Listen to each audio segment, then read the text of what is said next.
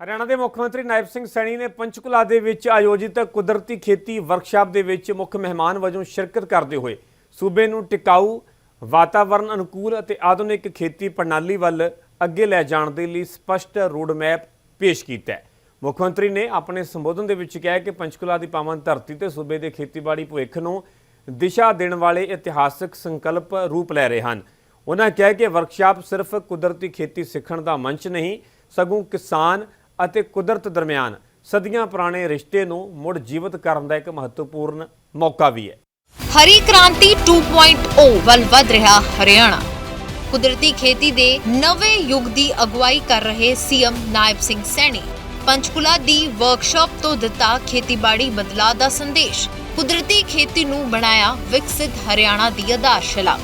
ਮੁੱਖ ਮੰਤਰੀ ਨਾਇਬ ਸਿੰਘ ਸੈਣੀ ਨੇ ਪ੍ਰਧਾਨ ਮੰਤਰੀ ਨਰਿੰਦਰ ਮੋਦੀ ਦੀ ਅਗਵਾਈ ਦੇ ਵਿੱਚ ਸ਼ੁਰੂ ਹੋਏ ਕੁਦਰਤੀ ਖੇਤੀ ਅਭਿਆਨ ਨੂੰ ਖੇਤੀਬਾੜੀ ਸੁਧਾਰ ਦੇ ਨਾਲ ਵਿਕਸਿਤ ਭਾਰਤ ਦੇ ਨਿਰਮਾਣ ਦਾ ਮਜ਼ਬੂਤ ਆਧਾਰ ਦੱਸਿਆ। ਉਨ੍ਹਾਂ ਕਿਹਾ ਕਿ ਹਰਿਆਣਾ ਸਰਕਾਰ ਵੀ ਵਿਜ਼ਨ 2035 ਅਤੇ ਹਰੀ ਕ੍ਰਾਂਤੀ 2.0 ਦੇ ਸੰਕਲਪ ਨਾਲ ਕੁਦਰਤੀ ਖੇਤੀ ਨੂੰ ਨਵੀਂ ਰਫ਼ਤਾਰ ਦੇ ਰਹੀ ਹੈ। ਉਨ੍ਹਾਂ ਦਾ ਮੰਨਣਾ ਹੈ ਕਿ ਰਸਾਇਣਿਕ ਖੇਤੀ ਨਾਲ ਹੋਣ ਵਾਲੇ ਮਾੜੇ ਪ੍ਰਭਾਵਾਂ ਨੂੰ ਘਟਾਉਣ, ਮਿੱਟੀ ਦੀ ਉਪਜਾਊ ਸ਼ਕਤੀ ਵਧਾਉਣ ਅਤੇ ਕਿਸਾਨਾਂ ਦੀ ਆਮਦਨ ਦੇ ਵਿੱਚ ਸਥਾਈ वादे लई कुदरती खेती सब तो प्रभावशाली विकल्प वजों उभर रही है।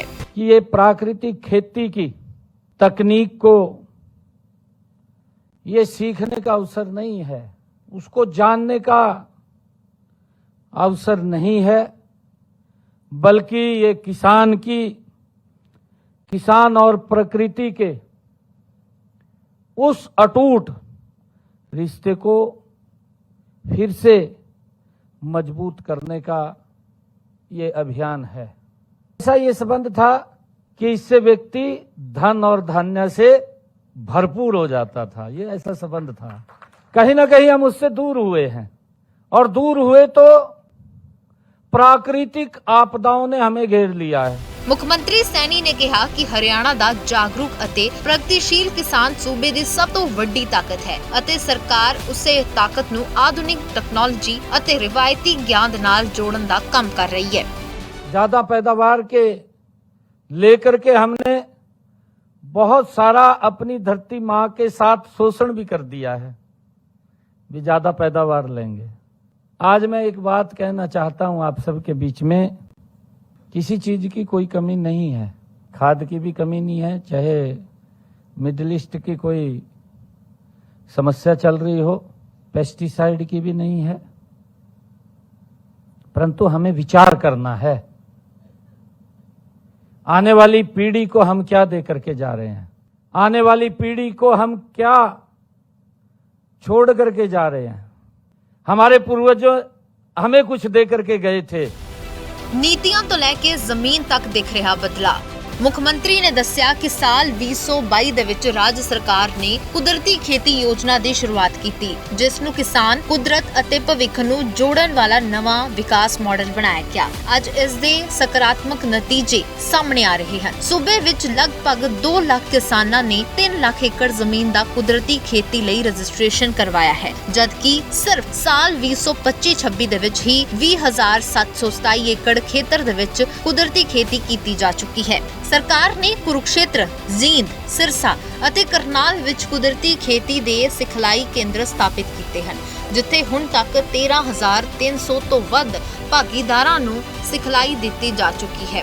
ਇਸ ਤੋਂ ਇਲਾਵਾ 6,234 ਸਰਪੰਚਾਂ ਨੂੰ ਸਿਖਲਾਈ ਦੇ ਕੇ ਪਿੰਡ-ਪਿੰਡ ਕੁਦਰਤੀ ਖੇਤੀ ਦਾ ਸੰਦੇਸ਼ ਪਹੁੰਚਾਇਆ ਗਿਆ, ਜਿਸ ਨਾਲ ਇਹ ਅਭਿਆਨ ਜਨ ਭਾਗੀਦਾਰੀ ਦਾ ਰੂਪ ਲੈ ਰਿਹਾ ਹੈ। ये प्रधानमंत्री जी ने कहा है और यह एक अभियान भी चला, उसमें कौन कौन जुड़े, धरती बचाओ अभियान जुड़े उसके अंदर, क्योंकि केंद्र की तरफ से एक अभियान पूरा चला, हरियाणा के अंदर भी चला, धरती बचाओ अभियान। उसको लेकर के हर जिलों के अंदर कार्यक्रम अलग अलग स्थानों पर हुए हैं।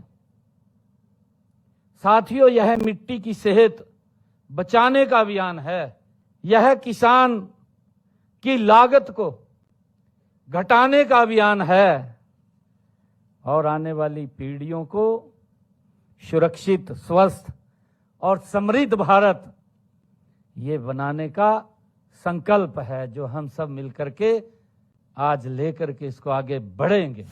ਕਿਸਾਨਾਂ ਲਈ ਪ੍ਰੋਤਸਾਹਨ ਅਤੇ ਆਧੁਨਿਕ ਟੈਕਨੋਲੋਜੀ ਦਾ ਸੰਗਮ।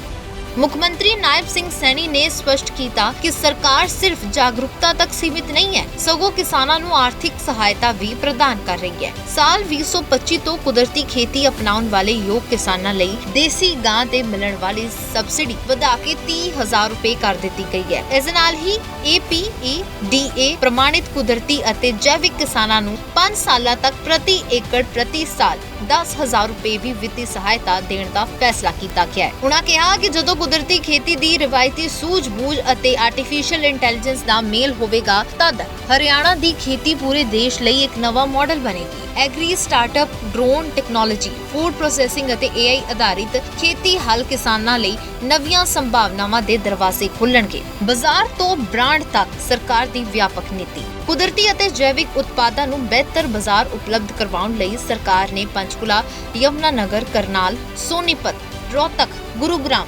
ਫਰੀਦਾਬਾਦ, ਹਿਸਾਰ, ਚਰਖੀ ਦਾਦਰੀ ਅਤੇ ਨਾਰਨੌਲ ਦੀਆਂ ਮੰਡੀਆਂ ਦੇ ਵਿੱਚ ਵੱਖਰਾ ਸਥਾਨ ਉਪਲਬਧ ਕਰਵਾਉਣ ਦਾ ਫੈਸਲਾ ਕੀਤਾ ਹੈ। ਇਸ ਦੇ ਨਾਲ ਹੀ ਹਰਿਆਣਾ ਪ੍ਰਕਿਰਤੀ ਨਾਮ ਨਾਲ ਇੱਕ ਵਿਸ਼ਵ ਪੱਧਰੀ ਬ੍ਰਾਂਡ ਵਿਕਸਿਤ ਕਰਨ ਦੀ ਯੋਜਨਾ ਬਣਾਈ ਜਾ ਰਹੀ ਹੈ, ਜਿਸ ਨਾਲ ਸੂਬੇ ਦੇ ਕੁਦਰਤੀ ਉਤਪਾਦਾਂ ਨੂੰ ਰਾਸ਼ਟਰੀ ਅਤੇ ਅੰਤਰਰਾਸ਼ਟਰੀ ਬਾਜ਼ਾਰ ਵਿੱਚ ਨਵੀਂ ਪਛਾਣ ਮਿਲ ਸਕੇ। ਇਸ ਤੋਂ ਇਲਾਵਾ ਹਰਿਆਣਾ ਖੇਤੀਬਾੜੀ ਯੂਨੀਵਰਸਿਟੀ ਹਿਸਾਰ ਦੇ ਸਹਿਯੋਗ ਦੇ ਨਾਲ ਕੁਰੂਕਸ਼ੇਤਰ ਵਿੱਚ 2000 ਏਕੜ ਖੇਤਰ ਵਿੱਚ ਸਮਾਰਟ ਐਗਰੀਕਲਚਰ ਯੋਜਨਾ ਸ਼ੁਰੂ ਕੀਤੀ ਜਾ ਰਹੀ ਹੈ। ਉੱਥੇ ਹੀ ਕਲਸਟਰ ਆਧਾਰਿਤ ਕੁਦਰਤੀ ਖੇਤੀ ਮਾਡਲ ਤਹਿਤ ਹਰ ਜ਼ਿਲ੍ਹੇ ਵਿੱਚ ਘੱਟੋ-ਘੱਟ ਇੱਕ ਮਾਡਲ ਕਲਸਟਰ ਵਿਕਸਿਤ ਕੀਤਾ ਜਾਵੇਗਾ, ਜਿਸ ਦੇ ਵਿੱਚ 100 ਤੋਂ ਵੱਧ ਕਿਸਾਨਾਂ ਦੀ ਭਾਗੀਦਾਰੀ ਨਾਲ 250 ਤੋਂ 400 ਏਕੜ ਖੇਤਰ शामिल किया जाएगा। हमारी प्राकृतिक मंडी हिसार और गुरुग्राम के अंदर मैंने कहा था, परंतु हमने उसको आगे बढ़ाया है कि हमारा कोई भी जो प्राकृतिक खेती करने वाला व्यक्ति है, अगर वो पैदावार करेगा,